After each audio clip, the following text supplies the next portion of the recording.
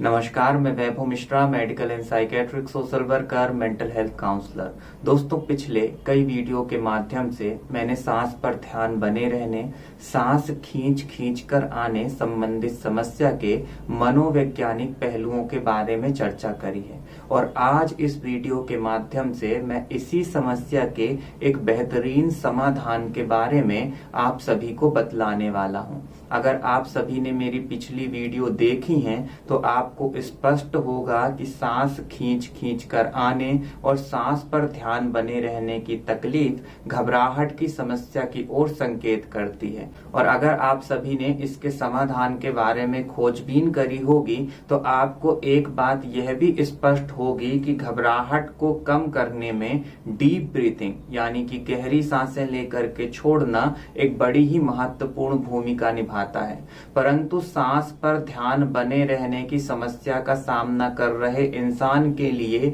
यह बड़ा ही मुश्किल कार्य होता है कि वह डीप ब्रीथिंग के माध्यम से अपनी एंजाइटी को कंट्रोल कर सके, क्योंकि वह चाहता तो है कि वह डीप ब्रीथिंग करे, गहरी सांसें लेकर के छोड़े ताकि उसकी घबराहट की समस्या कम हो सके, परंतु उसकी समस्या ही यही है कि उसका ध्यान बार बार सांस के ऊपर जाता है, इसलिए उसे घबराहट होती है। क्योंकि उसका ध्यान जब भी सांस के ऊपर जाता है उसे लगता है कि कहीं कुछ हो ना जाए, कुछ मेरे साथ भविष्य में गलत ना हो जाए, और इस तरीके से सांसों की गति में उतार चढ़ाव आने लगता है और घबराहट का स्तर बढ़ने लगता है। यानी कि एक इंसान सांस के ऊपर से ध्यान हटाना भी चाहता है और वह गहरी सांसें लेकर के छोड़ने का अभ्यास भी करना चाहता है ताकि उसकी घबराहट नियंत्रण में आ सके, परंतु यह सब कुछ कर पाना उसके लिए मुश्किल होता है। तो अगर आप भी डीप ब्रीथिंग करके अपनी घबराहट को नियंत्रित करना चाहते हैं तो मैं आगे जो आपको बतलाने जा रहा हूं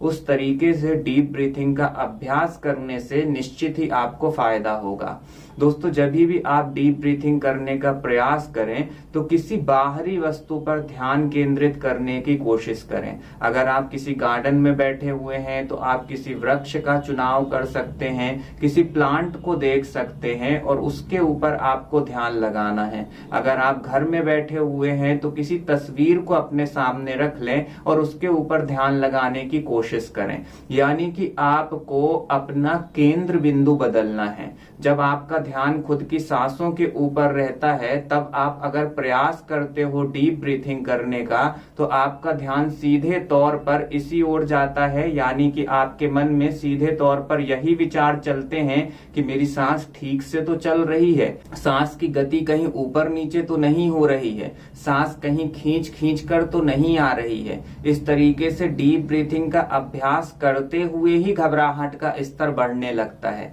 इसलिए जब आप डीप ब्रीथिंग करते हुए केंद्र बिंदु का बदलाव करेंगे, यानी कि सांसों के ऊपर ध्यान न रखते हुए किसी बाहरी वस्तु के ऊपर ध्यान रखेंगे, तो धीमे धीमे करके होगा क्या कि आपका ध्यान सामने बनने लगेगा। सामने बनने से मेरा तात्पर्य यह है कि जब भी आपका ध्यान आपकी सांसों के ऊपर जाता है तो आपको अपने आप को रिमाइंड कराना है, याद दिलाना है कि मुझे पूरा का पूरा ध्यान सामने वाली वस्तु पे रखना है। इस तरीके से होगा क्या कि आपके डीप ब्रीथिंग का अभ्यास धीमे धीमे करके होने लगेगा और आपका खुद की सांसों के ऊपर से ध्यान अलग होने लगेगा। यानी कि आप बाहरी दुनिया के साथ सीधे तौर पे कनेक्ट होने लगेंगे। अगर आप सांस खींच खींच कर लेने, सांस पर ध्यान बने रहने की समस्या का सामना कर रहे हैं तो मेरी बातों से आपको पूरी तरीके से स्पष्ट होगा कि आप बाहरी दुनिया के साथ कनेक्ट नहीं हो पा रहे हो।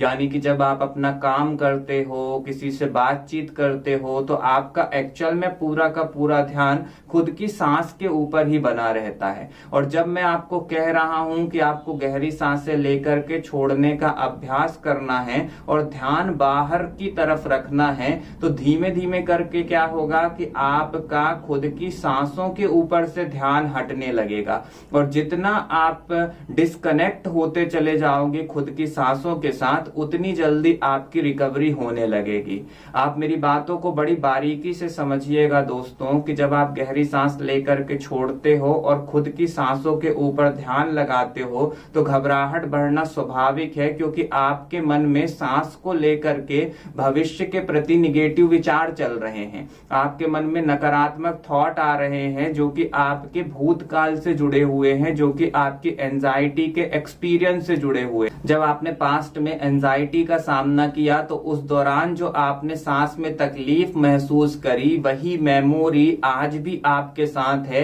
वही याददाश्त आज भी आपको परेशान करती है। इस तरीके से आप अपनी सांस के साथ डिस्कनेक्ट नहीं हो पा रहे हैं और आपको अपनी सांस के साथ डिस्कनेक्ट होना है। और सरल शब्दों में कहूं तो डिस्कनेक्ट होने का मतलब ही यही है कि आपको उन विचारों से डिस्कनेक्ट होना है जो कि आपको तकलीफ दे रहे हैं। और जो ये जुड़ाव को मिटाने की बात कर रहा हूं, खत्म करने की बात कर रहा हूं, ये तभी संभव हो पाएगा जब आपका केंद्र बिंदु आपकी सांस ना हो करके बाहर कोई वस्तु होगी और आप बार बार अपने आप को डीप ब्रीथिंग करते हुए ये रिमाइंड कराओगे, याद कराओगे कि मुझे सांस पर ध्यान नहीं देना है, मुझे सामने रखी हुई वस्तु या जिस भी केंद्र बिंदु का मैंने चुनाव किया है उसके ऊपर ध्यान लगाना है। कुछ समय के अभ्यास के बाद धीमे धीमे करके आपको सफलता मिलने लगेगी और जो ये सांस पर ध्यान बने रहने की तकलीफ है इसमें भी कमी आने लगेगी।